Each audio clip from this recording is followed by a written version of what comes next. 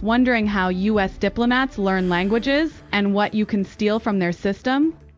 In this episode, you will learn Why one government-backed language method works but might leave you burned out, the hidden challenges behind easy languages and what FSI doesn't fully warn you about. how real-life learners shortcut the process without 5 hours of daily drills, What really decides how fast you can learn. Spoiler, it's not the chart. Okay, so let's unpack this. Have you ever wondered how, U.S. diplomats manage to learn all those languages? Right. They have this place, the Foreign Service Institute, FSI. It's been around for, over 75 years, teaching languages? Exactly, 75 years of practice. And what's really fascinating here is how they've used that experience. They've actually categorized languages, estimated the time needed. It's all based on their extensive work. Okay. So this deep dive, it's really about pulling out those insights, looking at their categories, their methods. And what influences how long it really takes someone, maybe like you listening, to learn a language? Precisely. We're digging into their system, but also bringing in a perspective from someone who's learned a lot of languages and has, let's say, some thoughts on the FSI approach. Yeah, a really valuable perspective from our source here, someone with real-world experience questioning those FSI timescales sometimes. So let's jump in. Where does the FSI system start? Well, it starts with how they actually categorize languages, basically ranking them by difficulty for native English speakers. And they put a time estimate on it. Yeah, an estimate for how long it takes to reach what they claim is a B2C1 level, on that European scale. Okay, B2C1, that's quite proficient. Yeah. So what are these categories? Let's start with the easiest. Category 1. Right, Category 1. These are often European languages, pretty similar to English. Think Spanish, French, Norwegian, Danish is in there too. And the time frame? Around 24 weeks of intensive study. But interestingly, our source was a bit surprised about Danish being in that group. Oh. Why is that? Well, apparently Danish pronunciation can be kind of tricky. And the writing isn't always a perfect match for the sound, especially maybe compared to Swedish. I see. And French, also category 1. Yes, but it often takes a bit longer, maybe closer to 7 months. Again, pronunciation is measured, and the writing system isn't super transparent. Okay, so moving up a difficulty. Category 2. That's basically just German in its own category. The time estimate is around 30 weeks, actually quite similar to French. Huh. Why does German get its own category then? It's mainly the structure. German has things like, different word endings, declensions, and sometimes the verb goes right at the end of the sentence. Things English speakers aren't really used to. Exactly. Things you don't find as much in those Category 1 languages. Got it. Then there's category 3. Yeah, languages like Indonesian, Swahili, Malaysian. The source doesn't give a specific FSI time for these, but they're seen as moderately difficult. What helps keep them maybe less difficult than others? A big plus is the writing system. They use the Latin alphabet, the one we use for English. That makes the initial jump much easier than learning a whole new script. Makes sense. Okay, on to category 4. Sounds like we're getting into tougher territory.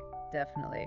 Estimated around 44 weeks, so nearly a year. This includes languages like Russian, Persian, Greek, Hindi. And this is where our source starts to question the FSI time estimate a bit more. Right, because many of these languages use completely different writing systems. Cyrillic, Greek, Devanagari. That seems like a huge hurdle. It really is.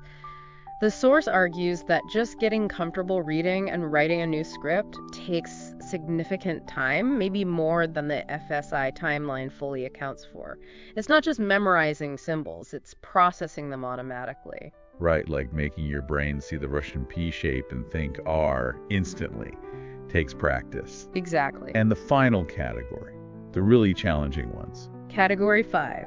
Estimated at about 88 weeks. That's, getting close to 2 full years of intense study. Wow. Which languages are in this group? The ones usually cited as most difficult for English speakers: Arabic, Cantonese, Mandarin, Japanese, Korean. And the source has direct experience here too. Yes, mentioning they actually felt they got pretty far with Mandarin faster than that estimate, but found Korean and Arabic particularly challenging, aligning with that difficulty ranking. This brings up that point about the BDC-1 level again. Does the source think people really hit that high level in these time frames, especially for Cat 4 and 5? They expressed some skepticism. B2 is described as, pretty high fluency where conversations flow easily. The idea is that languages might need more time to just gestate, to really sink in deeply. Gestate, I like that. Yeah. And there's an anecdote mention about FSI students in Japan who'd studied for 2 years, but their actual Japanese wasn't always as impressive as you might expect after that much dedicated time. So, questioning the outcome versus the time input. How does the FSI method play into this? What does that intensive study actually look like? Well, it's very intensive, like 5 hours of instruction every day. 5 hours? Wow.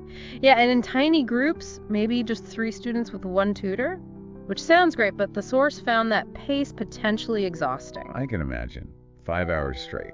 Exactly. The suggestion was maybe 3 hours of direct instruction is more sustainable, and crucially, that you absolutely need lots of time on your own with the language. Self-study. Right.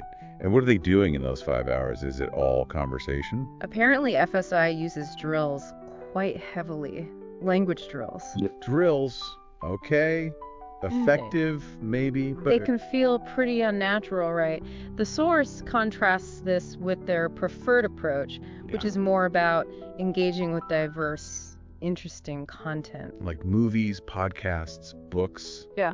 Stuff you actually enjoy. Precisely. Stuff that's authentic and current. The source makes a great point that this kind of content is so much more available now than it used to be. Spending all that time on drills means less time engaging with the real language in ways that keep you motivated. That makes a lot of sense. So moving beyond FSI specifically, what inherent factors does the source highlight as really impacting how difficult a language feels? Okay, first big one. Similarity. How close is it to a language you already know? Vocabulary, yes, but also structure. And the writing system we talked about. Absolutely. A familiar script like the Latin alphabet is a massive advantage compared to learning, say, Arabic script or Japanese characters. Or else? Regularity or transparency. Basically, how consistently does the spelling match the pronunciation? Like Spanish is pretty straightforward usually. Very much so. Makes reading and pronunciation easier compared to languages like, French, Danish, or even English, where the spelling doesn't always tell you exactly how to say it. Greek and Arabic, also mentioned as lev transparent here. And the actual structure of the language itself. Yeah, this is interesting. Some people find learning different sentence patterns, like maybe in Japanese or Korean, easier than memorizing loads of complex details like case endings in German or Slavic languages.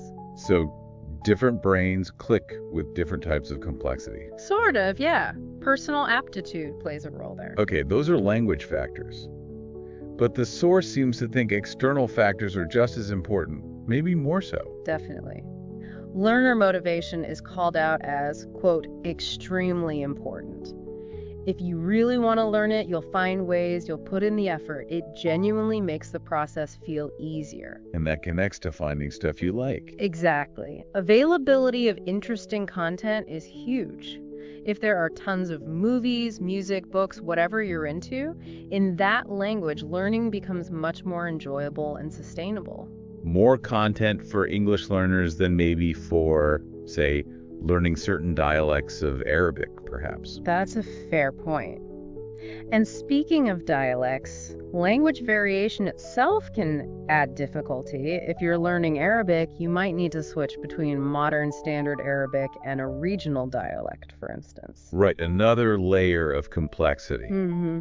So pulling all this together, the FSI system, the critiques, the language factors, the personal factors, what's the big takeaway advice for someone learning a language? I think the main message is be realistic.